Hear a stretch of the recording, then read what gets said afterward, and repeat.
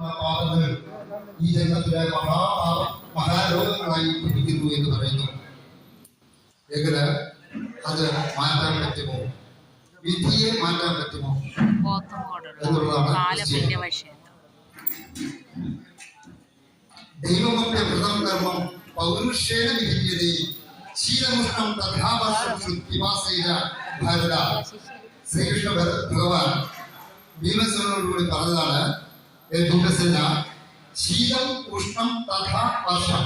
ശീലം തണുപ്പ്, ഉഷ്ണം ചൂട്, തഥാ അതേപോലെ വർഷം മഴ, ശുദ്ധ വിശപ്പ്, പിപാസം ദാഹം എന്നിവ ഓരോ വിധത്തിൽ ശമിപ്പിക്കുന്നത് പോലെ വിധിയുടെ ദുരനുഭവങ്ങളെയും പൗരുഷേണ വിധിയെയും പൗരുഷം കൊണ്ട് മാറ്റിമറിക്കാവുന്നതാണ്. അപ്പോൾ എന്താണ് ഈ പൗരുഷം? ഇവിടെ പൗരുഷം എന്ന് പറഞ്ഞാല് ചെയ്യേണ്ട സ്ഥലത്ത് ചെയ്യേണ്ട പോയിന്റിൽ ചെയ്യേണ്ടത് പോലെ ചെയ്യുന്ന പ്രക്രിയയുടെ പേരാണ് ഇവിടെ ഭഗവാൻ പൗരുഷം എന്ന് പറയുന്നത്. ഇവിടെ എന്താണ് ഈ ഭഗവാന്റെ ഈ സന്നിധിയിൽ കയറി മറ്റുള്ള ക്ഷേത്രങ്ങളിൽ നിന്നും വിഭിന്നമായി തലവെച്ച് പ്രാർത്ഥിക്കുന്നത്? ശ്രദ്ധിക്കണേ.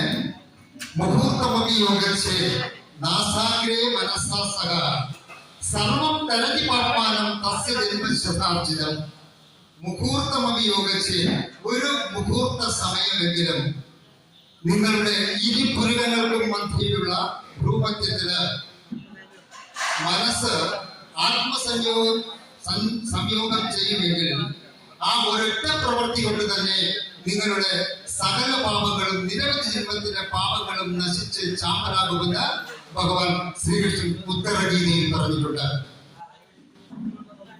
ഒരു മുഹൂർത്ത നേരം, ഒരു നിമിഷ നേരമെങ്കിലും നിങ്ങളുടെ ഇരുപുരുകങ്ങൾക്കും മധ്യയുള്ള ഈ ഭ്രൂമധ്യത്തില് മനസ്സ് ആത്മസംയോഗം ചെയ്യുമെങ്കിൽ ആ ഒരൊറ്റ പ്രവൃത്തി കൊണ്ട് തന്നെ നിങ്ങളുടെ നിരവധി ജന്മങ്ങളിലെ പാപങ്ങൾ നശിക്കുന്നതാണ്.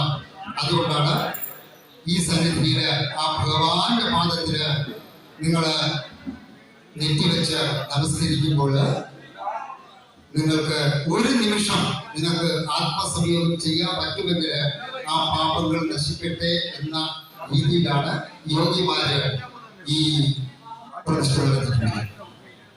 പഴയ സിദ്ധന്മാർ പ്രതിഷ്ഠിച്ചതാണ് ഈ ക്ഷേത്രം. അപ്പോൾ നമുക്കൊരു മഹാസങ്കല്പമുണ്ട്.